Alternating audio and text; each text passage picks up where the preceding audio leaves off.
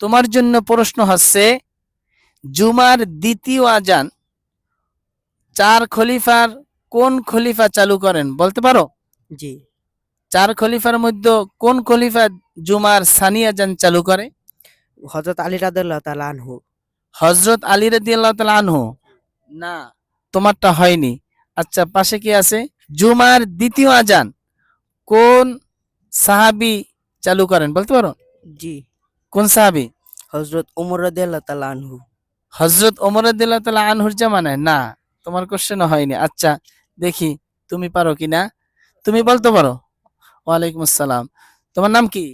মোহাম্মদ ইমন শেখ। ইমন শেখ।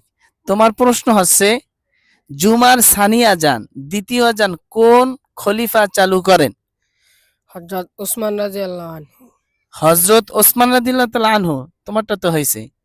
তুমি পারলা কেমন কইরা? মাদ্রাসায় পড়ছো নাকি? জি। ও, এই জন্যে। জুমার দ্বিতীয় আজান 4 খলিফার তৃতীয় খলিফা হযরত ওসমান রাদিয়াল্লাহু তাআলা জামানায় তিনি চালু করেন। শুকরান, জাযাকাল্লাহ।